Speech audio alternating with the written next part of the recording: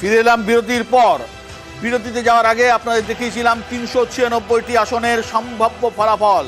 এবারে আমাদের কাছে ৫৪২টি আসনের সম্ভাব্য ফলাফল, অর্থাৎ বুথ ফেরত সমীক্ষা এসে গেছে। এর মধ্যে গোটা পশ্চিমবঙ্গ যেমন রয়েছে, উত্তরপ্রদেশ রয়েছে, বিহার রয়েছে, ওড়িশা রয়েছে, ঝাড়খণ্ড রয়েছে, সমস্ত রেজাল্ট টোটাল এসে গেছে। আসছি ওড়িশা দিয়ে, শুরু করছি ওড়িশা।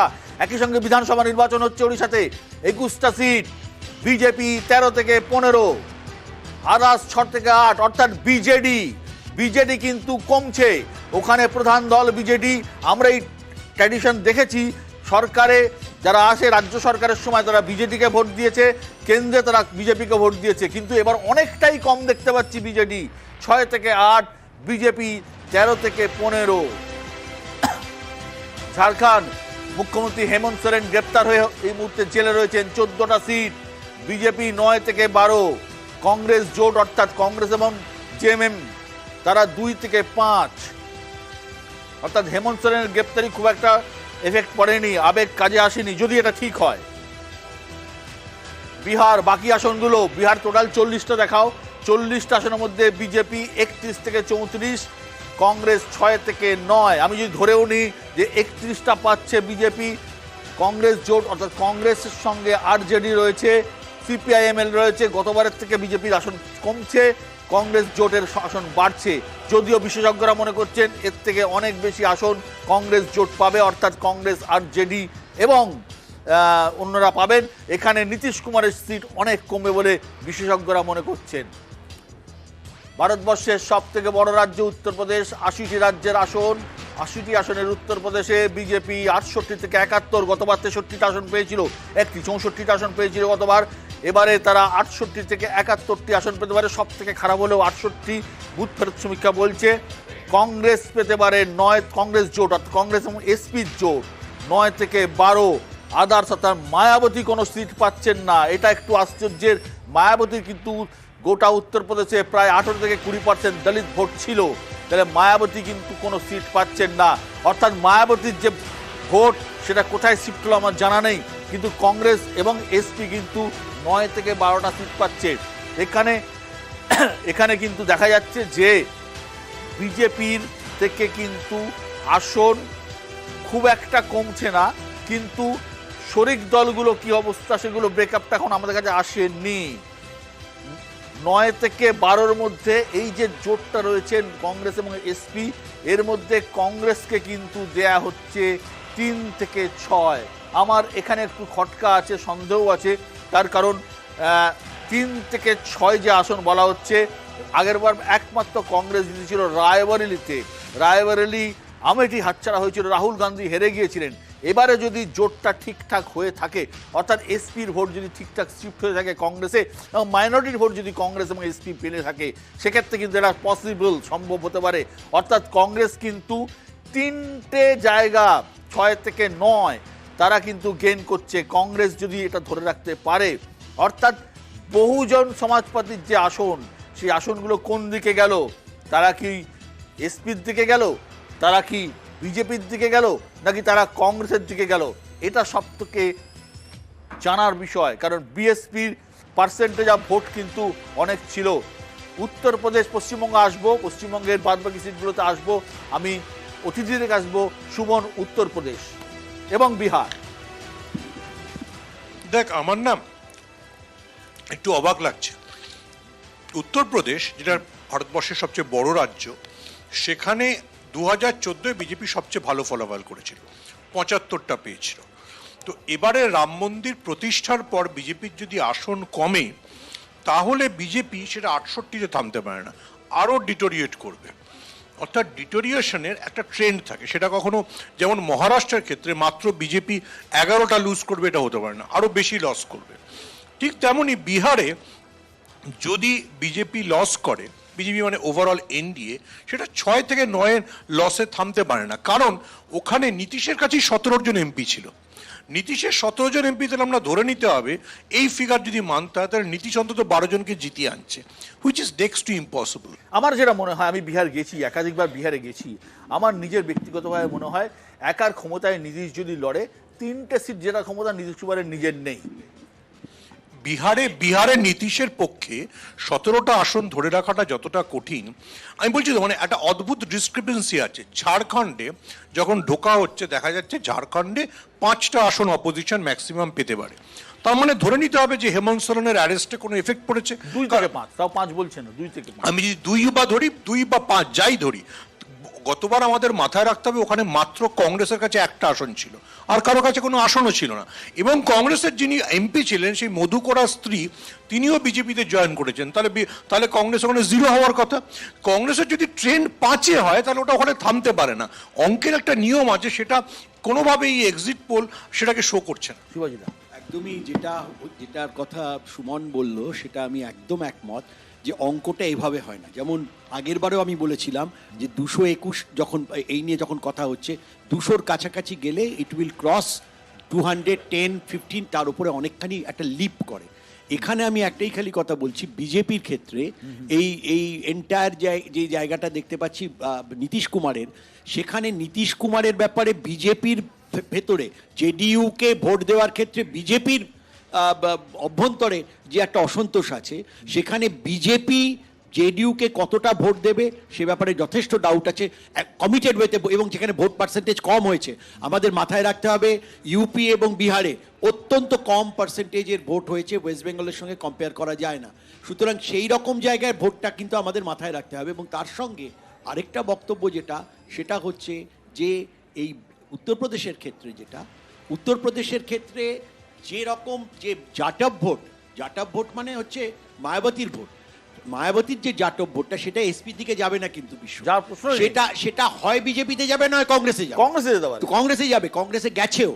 দেয়ার আর এভিডেন্সেস যেখানে কংগ্রেসের, আমরা ওখান থেকে যে সমস্ত গ্রাউন্ডে পিকচার এসছে কংগ্রেসের দিকে ভোট গেছে, সেখানে কিন্তু সিটটাই 9 থেকে 11 যেটা দেখানো হচ্ছে, এই জায়গায় কিন্তু থামবে না। 9 থেকে 11 থেকে অনেক বেশি বাড়বে। আমি শিবাজি প্রতিমদার বক্তব্যটাকে একটু এক্সটেন্ড করে বলি। ভারতবর্ষের গণতন্ত্রের একটা ট্রেন্ড আছে। 2019-এ যখন নরেন্দ্র মোদী জিতছিলেন তখন সুইপ করছিলেন, মানে সেখানে 75 হতে পারে কিন্তু ওটা 68 হতে পারে না। ওটা যদি স্কিপ করতে শুরু করে, একবার যদি বিজেপি স্কিট করতে শুরু করে, মহারাষ্ট্রে সেটা 11টা স্কিট করলো, বাকি 10টা আসনে বিজেপি বেঁচে গেল। পশ্চিম প্রান্তে একরকম হবে আর উত্তর ভাগে একরকম হবে। পশ্চিম প্রান্তেও মহারাষ্ট্রে মাত্র 11টা আসনে বিজেপি হারবে, মানে মাত্র 11টা আসনে, মানে আধাআধি হবে না। আধাআধি হওয়াটা হলে একদম পড়লে পুরোটা পড়বে না, এত থাকবে না হলে বিজেপি আরো ভালো। আমার হিসেব হচ্ছে উত্তরপ্রদেশে 74, কেননা আমরা ওখানে যে সোশ্যালাইজেশন মানে সোশ্যাল ইঞ্জিনিয়ারিং যে লেভেলে নিয়ে গেছি। আগে আপনারা জানেন যে ইউপিতে ভোট হতো মারাত্মক জাতিবাদীর ব্যাপার ছিল, এমনকি এরকমও মানে ভোট ছেড়ে দিন এমনিতেও। কিন্তু যে জিনিসটা বোধহয় আমরা খুব ভুল করছি, যে আমরা মনে করছি যে এই বাংলায় যেরকম সব কিছুর মধ্যেই রাজনীতি যুক্ত এবং যে কোনো পলিটিক্যাল পার্টির সমর্থক সদস্য এরকম একটা ব্যাপার থাকে, সদস্য এবং সমর্থক, সেটা বাকি ইউপিতে কিন্তু সব জায়গাতে আপনারা গিয়েছেন, আপনারা ভালো দেখবেন যে তারা সমর্থক মানে ভোটের সময় ভোট দেয়, কিন্তু তাদের কাছেও এই রাম লহর এবং অযোধ্যায় রাম মন্দিরের প্রতিষ্ঠা, এটা একটা প্রচণ্ড একটা গুরুতর প্রভাব বিস্তার করেছে, এতে কোনো সন্দেহ নেই। আমার যেটা ধারণা যে আপনারা এখানে 71 দেখাচ্ছেন, সেটা অন্তত ইউপিতে আরও 3-4 বেশি হবে, 3 তো বেশি হবেই হবে। আর তিলক তরাজু আর তরবার উনকো মারো জুতা চার বলে শুরু করেছিলেন না মায়াবতী, তার আগে কাশিরাম। তিলক মানে ব্রাহ্মণ, তরাজু মানে হচ্ছে ওই বৈশ্য, এবং তরবার মানে ক্ষত্রিয়। তো এই যে জাতিবাদী যে প্রকরণ, জাতিবাদী যে ধারণা, মায়াবতীর সাথে সরকারও তৈরি করেছিলেন না, অতীতে তো অনেকবার হয়েছিল, এটাই তো হয়েছিল। মণ্ডল কমণ্ডলের যুদ্ধ আমরা জানি, সেই সময় হয়েছিল। কিন্তু সেখান থেকে বিজেপি অন্তত ইউপিতে বিজেপি শাসনকালে জাতপাতের যে বা নিরিখে যে গণনা, সেটা অনেকটা কমে গেছে। অনেক সময় এরকম হয়েছে যে একটা নির্দিষ্ট জাতির মানে লোককে না আপনি মনে করছেন বিহারে জাতপাত থাকছে, ইউপিতে থাকবে না? আমি তা বলছি না, একবারও বলছি না। আমি দু জায়গাতেই কমার কথা বলছি। বিহারে জাতপাত বা ইউপির জাতপাত নয়, যেহেতু ওয়েস্টার্ন বিহার আর ইউপি যেহেতু এক জায়গায়, আমি নিজে গিয়ে দেখেছি যে আগে আমি যেটা দেখেছি, আমার ব্যক্তিগত অভিজ্ঞতা, ধরুন 15 বছর আগে আমি যেরকম দেখেছি, একটা বিষয়, আমাকে 1 মিনিট টাইম দিন, আমি তাহলে বলবো। ধরুন একজন পকেট মার ধরা পড়েছেন বাসে, তো মার খেতে খেতে ছেলেটিকে সবাই মারছে, সবাই নেমে পড়েছে। হঠাৎ ছেলেটি নিজের জাত ক্লেম করলো, সঙ্গে সঙ্গে মবটা দুভাগে ভাগ হয়ে যাবে। ঠিক আছে, এখানেও এরকমই হয়, শুধু জাতের নামে না করে আমি অমুক পার্টি করি বললে সেই পার্টির লোকেরা তাকে বাঁচাতে দৌড়ে যায়, কিন্তু ওখানে সোজাসুজি জাতের নামই ভাগটা হতো। কিন্তু সেই জিনিসটার প্রবণতা কমেছে। এবং আরও একটা মজার কথা, আগে যেটা আমরা দেখতাম, ধরুন কোনো জায়গায় কোনো একটা নির্দিষ্ট জাতির লোকেদের সংখ্যা বেশি আছে, সুতরাং প্রতীক দেখে ভোট হতো না, সেই লোকটিকে দেখে ভোট হতো, বা আমার জাতির লোককে ওখানে দাঁড় করানো হয়েছে অমুক প্রতীকে, আমি তাকে ভোট দেব। ব্রাহ্মণ হলে ব্রাহ্মণ, ক্ষত্রিয় হলে ক্ষত্রিয়, রাজপুত হলে রাজপুত। কিন্তু এখন যেটা হয়েছে, ধরুন ব্রাহ্মণ প্রবণ বহুল এলাকায় যদি রাজপুতকেও দাঁড় করানো হয় বিজেপির প্রতীকে, আমি বিজেপির ভোটের ইকুয়েশনটা বলতে পারি, অন্যদেরটা নয়, তাহলে কিন্তু বিজেপি জিতেছে, এটা আমরা প্রমাণ করেছি। দেখা যাক। একটা কথা খালি রিজয়েন্ডার দিচ্ছি আমি দেবজিৎকে এক্ষেত্রে। দেবজিৎ ঠিকই বলছে, কিন্তু আমরা জানি না তাহলে জয়ন্ত চৌধুরীকে নিয়ে এসে এবং অজিত একে এত করে বা চৌধুরী চরণ সিংকে দিয়ে, তার কারণ জাট ভোটের ক্যালকুলেশন বিজেপিও করে। ইন্টারেস্টিং শিবাজিতা বা সুমন যেটা বললেন, আমি একটা কথা পরিষ্কার বলতে পারি, দেবজিৎকে দিয়েই শুরু করা যায়। যেটা ও সোশ্যাল ইঞ্জিনিয়ারিং বললো, আমি বলবো ওটা ডিফেকশন ইঞ্জিনিয়ারিং। মানে অবস্থানগুলো একটু দেখতে হবে। আমি বারবার যে প্রসঙ্গটা বলছি যে আজকে এই মুহূর্তে দাঁড়িয়ে জাত পাত এই অঙ্ক বিহার ইউপিতে থাকবে না, এটা অসম্ভব। আর এই ডিফেকশন, এই ডিভিশন, এই ডিভাইসিভ, এই ব্যাপারটা নিয়েই তো আমাদের প্রতিবাদ। অর্থাৎ প্রত্যেকটা মুহূর্তে আমরা জাত, দলিত, ধর্ম, বর্ণ এগুলোকে সামনে রেখে রাজনীতি করেছে, এটা বিজেপি করেছে। কিন্তু একটা জিনিস বুঝতে হবে, সেটা হচ্ছে ইউপিতে সব থেকে বড় প্রশ্ন, ইটস আ ট্রেন্ড। যেমন 2014, 2019 একটা ডাউন ট্রেন্ড লক্ষ্য করা যাচ্ছে, কিন্তু মোস্ট অফ কেসেস যেখানে কিছু কিছু ক্ষেত্রে কিন্তু ভোট পার্সেন্টাইল ডাউন ট্রেন্ড করতে পারে, আর যদি সেটা করে তাহলে কিন্তু রেজাল্টটা সম্পূর্ণ ঘুরে যেতে পারে। এটা হচ্ছে এক। আর এখানে বলে শেষ করতে পারি যে আজকে ঠিক যে জায়গাটাতে দাঁড়িয়ে আপনাদের এই ক্যালকুলেশন যেভাবেই হোক, হয়তো আমরা মানছি, কেউ মানছি না, কিন্তু বাস্তব চরিত্র কিন্তু এখানেই যে বিজেপি তার নিজের স্বকীয়তা হারিয়েছে, এটা কিন্তু এই নির্বাচনে বোঝা যাচ্ছে।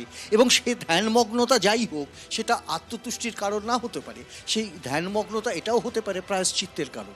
এটা আমার ধারণা।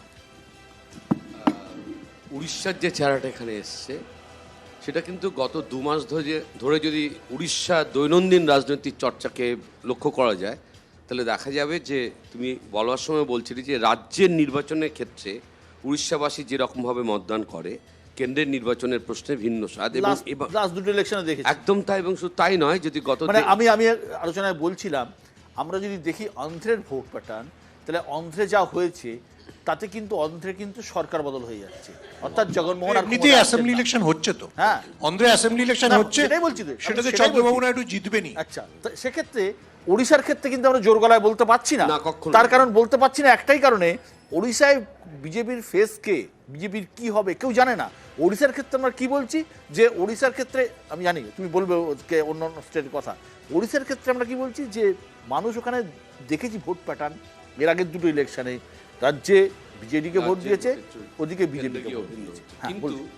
বিহার আর উত্তরপ্রদেশে যেটা এক্সিট পোল বলছে, তুমি ঠিকই বলেছো, আজকে সারা সন্ধ্যে সমস্ত এক্সিট পোলেরই একটা চরিত্র রয়েছে, যে এটা এখানে ভিন্নতর কিছু হচ্ছে না। কিন্তু এক্সিট পোলের এই চেহারাটা কিন্তু বিহারের যদি গত 2 মাসে, আমি 2 মাসের পেছনে যদি চলে যাই, তাহলে তার সাথে আজকের চেহারা মিল খাবে। কিন্তু গত 2 মাসে যেভাবে ওখানে রাজনৈতিক প্রচার সমর্থন, তাহলে কি এই সমস্ত বিষয়গুলোকেই তাহলে অসত্য মিথ্যা মানতে হবে? উত্তরপ্রদেশে দেবজিৎ যে বোঝাপড়া থেকে কথা বলছে, রাম মন্দির এবং তার একটা ওয়েভ, এটা তো অনস্বীকার্য। কিন্তু তারপরও শুধু রাম মন্দির ইস্যুকে কেন্দ্র করে এটা বিজেপির নিজস্ব বিশ্লেষণের মধ্যে এসছে, গত 1-1.5 মাসে বারবার এসছে, যে যতটা এক্সপেক্ট করেছিল সেটা কিন্তু কাজ করেনি। একটা জায়গায় আসন যখন, সমর্থনটা যখন একটা চূড়ান্ত জায়গায় গিয়ে পৌঁছে যায়, তারপর সেখানে কিন্তু যেটা মার্জিনালি আমরা বলি প্রান্তিক অবস্থায় বারবার সম্ভাবনা কমে আসে। ফলে উত্তরপ্রদেশ এবং বিহারের এক্সিট পোলে যে চেহারা দেখা যাচ্ছে, সেই চেহারাটা কিন্তু 4 তারিখ না হওয়ার সম্ভাবনাটাই বেশি। অরূপ চক্রবর্তী, দেখুন, ভারতের রাজনীতিতে একটা প্রচলিত কথাই আছে, ইউপি জিসকি তখ্ত উসকি, যেটা একসময় বাংলায় অবিভক্ত মেদিনীপুরকে বলা হতো। তো এটা তো ঘটনা, 80টা আসন যে রাজ্যে থাকে, খুব স্বাভাবিকভাবেই তারা একটা ডিটারমাইনিং জায়গায় থাকে। এবং গত দুটো কুইজের প্রশ্ন জিজ্ঞেস করবো, হ্যাঁ কুইজের প্রশ্ন জিজ্ঞেস করবো। বলুন। উত্তরপ্রদেশের মুখ্যমন্ত্রী, প্রথম বাঙালি মুখ্যমন্ত্রী কে? বাঙালি মুখ্যমন্ত্রী আমার এই মুহূর্তে মনে আসছে আমি জিজ্ঞেস করি। সুচেতা কৃপালিনী, তার নাম ছিল সুচেতা মজুমদার। যাই হোক, মজুমদার, হ্যাঁ, যাই হোক, আমি হ্যাঁ না, যেহেতু কৃপালিনী নামেই অধিক পরিচিত সেই জন্য যাই হোক আমি সেই অজ্ঞতাকে না না অজ্ঞতা নয়, শিরোধার্য অজ্ঞতা উত্তরপ্রদেশ নিয়ে আলোচনা হচ্ছে, সুচেতা কৃপালিনীর নাম মনে আসলো এমনিতেই একটাই কারণে যে তার একটা বিরাট অবদান ছিল উত্তরপ্রদেশ তৈরি করার ক্ষেত্রে। হ্যাঁ বলুন। না, এবার আমি না না নোয়াখালীর দাঙ্গাতেও তার একটা অবদান ছিল। ইন্টারেস্টিংলি সুচেতা কৃপালিনী যে সিটে জিততো সেখানে এখন ব্রিজভূষণের ছেলে দাঁড়ান। যাই হোক এবার এই তথ্যটা আমি জানতাম না। মুশকিল হচ্ছে যে ধরুন বিজেপি ওখানে একটা থাম্বিং মেজরিটি নিয়ে দুটো ইলেকশন জিতেছে, কিন্তু বিজেপির যদি ভোট পার্সেন্টেজ দেখেন সেটা নিয়ার অ্যাবাউট 39%-এর কাছাকাছি, এবং অন দ্য কন্ট্রারি সমাজবাদী পার্টির ভোট পার্সেন্টেজ কিন্তু 23%। এর সাথে যদি কংগ্রেসের ভোট পার্সেন্টেজ যোগ হয়, এবং আরও ইন্টারেস্টিংলি দেখুন আমি কংগ্রেসের প্রতিনিধি নই, কংগ্রেসের হয়ে ব্যাট করার কোনো দায়বদ্ধতা আমার নেই, কিন্তু সাম্প্রতিককালে কংগ্রেসের সেরা মুভ যদি কিছু হয়ে থাকে সেটা কেরালায় নির্বাচন হওয়ার পরে রাহুল গান্ধীর নমিনেশন জমা দেওয়া রায়বেরেলি থেকে। এবং ইউপিতে যেটা ছিল এতদিন মোদি আর যোগী মুখ, তার অপোজিশনে কোনো প্রমিনেন্ট মুখ ছিল না। যেই মুহূর্তে অখিলেশ যাদব কনৌজ থেকে এবং রাহুল গান্ধী রায়বেরেলি থেকে একসাথে যৌথ লড়াইয়ের বার্তাটা দিলেন, তার পরবর্তীকালে ইউপির জনসভাগুলো যদি বিশ্বদা আপনি নিশ্চয়ই দেখেছেন, যে ম্যাসিভ জনসমর্থন, সেইটা যদি কিছুটাও ভোট বাক্সে পরিণত হয়, আমরা জানি যে ভোট ভিড় মানেই ভোট নয়, তাহলে কিন্তু 68-তে এই ডাউনফল থেমে থাকবে না, এই ডাউনফল কিন্তু অনেক গভীরে যাবে, এবং নিশ্চিতভাবে উত্তরপ্রদেশে সিট কমলে বিজেপি সেখান থেকে বিজেপি নামতে হবে, বিজেপি আর ওঠার জায়গায়। এটা আপনাদের সবার ব্রেন স্টর্মিং এর জন্য, মানে আমার এটা পার্টির তরফ থেকে আমি বলছি না। আপনারা জানেন ত্রিপুরায় ভোট হয়েছিল, তিপ্রামথার সঙ্গে আমরা সরাসরি লড়েছিলাম, ভোট হয়ে যাওয়ার পরে তিপ্রামথার আমাদের সঙ্গে জোট হয়েছে। বলছেন বিজেপি আমি দেবজিতের ফেভারিট ডায়লগ আছে, হয় ওরা সরকার বানায় না অমিত শাহ থলি নিয়ে সরকার বানায়, এটাই বলতে চাইছে। এটা হবে না এবার, কিন্তু এটা হবে না। যদি বিজেপির সঙ্গে আমাদের অ্যালায়েন্স হওয়ার কোনো মানে না হওয়ার কোনো কারণ নেই, এবং না, ভোটটা হওয়ার আগে আমাদের হতে হয়নি, কথাবার্তা ভোটটা হওয়ার আগে আমাদের হতে হলো না। যদি হয় তাহলে কিন্তু উড়িষ্যাতে মোটামুটি কংগ্রেস মুক্ত ভারতের একটা পার্ট আমরা করে ফেলতে পারবো। ওড়িশা কিন্তু কংগ্রেস অনেকদিন আগে থেকেই নেই। আমার যে প্রশ্নটা, এই যে কংগ্রেস মুক্ত ভারত বলছে, হয়তো কংগ্রেস মুক্ত ভারত হচ্ছে, কিন্তু বিজেপিটা তো কংগ্রেস যুক্ত হয়ে গেছে, বিজেপিটাই তো কংগ্রেস, যত ভারতবর্ষের নেতা সব বিজেপি কংগ্রেস থেকে আসা। একটা তথ্য এইখানে ঠিক এই মুহূর্তে দাঁড়িয়ে 63% যে ক্যান্ডিডেচার, 63% ক্যান্ডিডেচার এক্স কংগ্রেস, দেখে নিতে পারে। না ঠিক আছে, যে রাজ্যটা নিয়ে আমরা আলোচনা করলেন না, কেউই প্রায় করলেন না, সেটা হচ্ছে ঝাড়খণ্ড। ছোট রাজ্য কিন্তু ইম্পর্টেন্ট একটা দিক দিয়ে। আমি যদি ধরে নিই দিল্লিতে আপ কংগ্রেসের মধ্যে স্মুথ যে সখ্য, সেটা কেজরিওয়ালের গ্রেপ্তারি, দিল্লির ক্ষেত্রে যদি আপের ভোট বাড়ে, তাহলে ঝাড়খণ্ডের ক্ষেত্রে হেমন্ত সোরেন, শিবু সোরেনের ছেলে, ঝাড়খণ্ড মুক্তি মোর্চার নেতা, কেন বাড়বে? একইভাবে বাড়বে, এবং সেটা সুমন ভট্টাচার্য ইতিমধ্যে বলেছেন। এখানে অন্তত পক্ষে যেটা রয়েছে, এই যে 14-র মধ্যে অন্তত পক্ষে 6টি আসন, এটা উল্টো দিকে যাবে এবারে। সুমন তুমিও এবারে অন্তত 6টি আসন যাবে, মানে 5 থেকে 6টি আসন যাবে। সুমন 5 রয়েছে কিন্তু 6 সুমন মাইক। দেখুন এই ন্যারেটিভে দুটো সমস্যা আছে। এক, যদি আদিবাসীদের সিম্প্যাথি হেমন্ত সোরেনের জন্য কাজ না করে, তাহলে মানে কোনো মতে ঝাড়খণ্ডে মানে কংগ্রেস জোট বা ইন্ডিয়া জোট 1 থেকে প্লাস হতে পারে না, তাহলে কাজ করছে, না হলে 2 বা 5 হলো কি করে? আর যদি কাজ করে তাহলে ওটা ওই জায়গায় থামে না। এবার আমি দেবজিতের সাথে কোনো পার্সোনাল মানে এতে যাচ্ছি না, there is a fallacy in the entire narrative বিজেপির। কিরকম ফ্যালাসি? দেবজিৎরা বলছেন যে মহারাষ্ট্রে আমরা হিন্দুত্বের দাবিতে লড়ছি।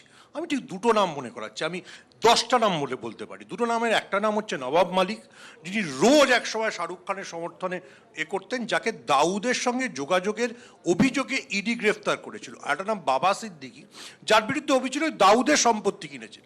দুজনে সুন্দর করে হাঁটতে হাঁটতে অজিত পাওয়ারের সঙ্গে চলে গেছেন, এবং তারা মানে বিধানসভায় রোজ দেবেন্দ্র ফডনবিসের বাবা সিদ্দিকি ঈদের বাড়িতে বিখ্যাত। তো এই দুজনকে দেখার পর কেউ বলবে যে মহারাষ্ট্রে বিজেপি জোট, এনডিএ জোট হিন্দুত্বের দাবিতে লড়ছে। দেবজিৎ নাও coming back to Jharkhand narrative. যদি ঝাড়খণ্ডে একবার ট্রাইবালদের এফেক্ট পড়তে শুরু করে, সেটা কি শুধুমাত্র ঝাড়খণ্ডে থামবে? ছত্তিশগড়ে যাবে, সেটা মধ্যপ্রদেশে ছত্তিশগড়ে যাবে, সেটা সমস্ত মহারাষ্ট্রে জায়গায় এই কথাটাই আমি বলতে চাইছি। আমার মতন করে। আচ্ছা আচ্ছা পশ্চিমবঙ্গেও পশ্চিমবঙ্গে আসবে, এক সেকেন্ড আমি মধ্যপ্রদেশ, আমি শেষ করি। দেবজিৎ আর একটা অসাধারণ স্টেটমেন্ট দিয়েছে, আমি প্রায় মুগ্ধ হয়ে যাচ্ছিলাম। দেবজিৎ বললেন যে বিজেপির আর কোনো কাস্ট ডিফারেন্ট নেই। গুজরাটের একজন মন্ত্রী আছেন পুরুষোত্তম রূপেলা, তিনি রাজপুতদের সম্পর্কে যা বলেছেন ওটাই রাজস্থানে কংগ্রেসকে ফিরিয়ে এনেছে। আমি একটা কথা বলি, ঝাড়খণ্ডের সাপেক্ষে বলি, ঝাড়খণ্ডের পরিবর্তনে শুধু ছত্তিশগড় ঝাড়খণ্ড শুধু না, বিহারের একটা বড় অংশ, পশ্চিমবঙ্গের একটি বড় অংশ এবং আসামেরও একটা বড় অংশ প্রভাবিত হবে যদি আদিবাসী ভোটের কথা হয়। কিন্তু আদিবাসীরা কাকে মেনে নেবেন, বাবুলাল মারান্ডি নাকি মধুকোড়া? আমাদের কাছে তো ইনস্ট্যান্স আছেই, মধুকোড়া প্রকরণ, ওরে বাবা, মধুকোড়া কত মানে একদম মানে জামাই আদর করে বিজেপি দলে নিয়ে কতদিন ধরে কি হয়েছিল এবং কি চলেছিল। বাবুলাল মারান্ডি প্রথম মুখ্যমন্ত্রী শুধু ছিলেন না, তার কাজের কোয়ালিটি ইত্যাদি নিয়ে কোনো সন্দেহ নেই। আমার কথা হচ্ছে যদি আদিবাসী ভোটের কথাই যদি হয়ে থাকে তাহলে আদিবাসীরা জানেন যে কোথায় কি হচ্ছে, কারা দেখছে, সুতরাং এই নিয়ে কোনো চিন্তা নেই। আদিবাসী, ওবিসি, এসসি, এসটি এই ভোটটাই কিন্তু গোটা দেশে ফ্যাক্টর। যাই হোক,